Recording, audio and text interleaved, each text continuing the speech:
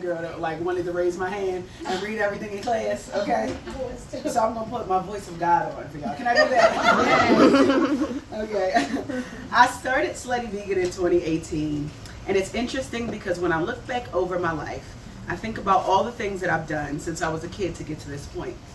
Being vegan was something that was already embedded in me. My mother has been a vegetarian for most of my life, and while I've never seen her eat meat, she did have fish occasionally. In the Rastafarian tradition, fish is allowed. My father is a vegetarian as well. Growing up in a single parent household with a woman who was a Jamaican Rastafarian, my siblings and I ate what she ate.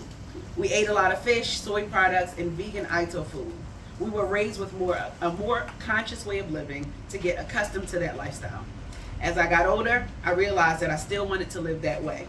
In 2007, I decided to become a full vegetarian. I can remember being in college and everybody looking at me like, this girl is weird. And that was the truth. What's wrong with you? You need some chicken. But I knew that wasn't the life that I wanted. I was literally the only person in school that was vegan. Like, people were like, what is wrong with this girl? It's funny, in hindsight, I see that the universe was guiding me through my vegan journey to set me up for Slutty Vegan. I am so happy that it happened the way that it did, because what might look like something that happened overnight is actually a success story that has been brewing all of my life. I've always been an entrepreneur. I have always been a hustler.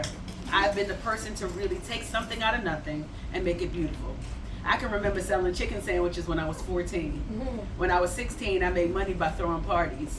And when I was in college, I had a couple side hustles doing hair and being a party promoter. I did everything that you could think of. I would even give people money to flip, whether it was legal or illegal, because I knew that I wanted an opportunity to get my mother out of the situation of being a single parent and having 5 kids to take care of. When I considered my father, who spent 22 years in prison, I just knew that my legacy had to be a little better than that. Wow. I wanted people to know that like I could get it on my own and still support my mom at the same time. Yeah. And now I get to do that, and she still doesn't want to retire. And I'm like, well, it's not working. Yes. And I can remember there was a corner store down the street from my house, but growing up, my mother wouldn't allow us to eat candy or like junk food, right? Like it was true blue. That was not healthy now that I look back. It's so good still, but I can remember those moments where the holidays were coming around and my grandmother used to make the cakes and make like all the round tin cakes, and like everybody used to come and like eat it, and you just pour the rum on top of it to moisten up, but like that was life for me. Food was fellowship. Food was an opportunity to bring people together. So on holidays we would come together and just lived in Baltimore.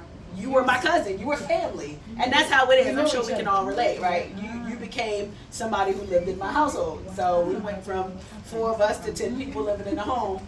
But what it taught me is fellowship and family, and food really put us together. What was your favorite like dish that your grandmother made, or that your mom or anybody in your family? Was there something that you would get excited about, like, oh? You pay your stuff one time, you make sure you have good credit, go pick up a book, go, like, she really was that Caribbean mother. Yes.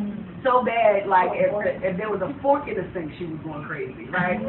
But I love my mother because she really gave us a true foundation to be able to do all the things that we want to do. And what I can remember is that my mother gave me a different kind of independence. So when I was 15 years old, like, I was out and about doing my own thing, and she gave me that level of trust to be able to fly and be free. And I think that's why I was young and starting businesses and doing all these things, because my mother let me float and be free. Now on the flip side, my father was calling me from prison.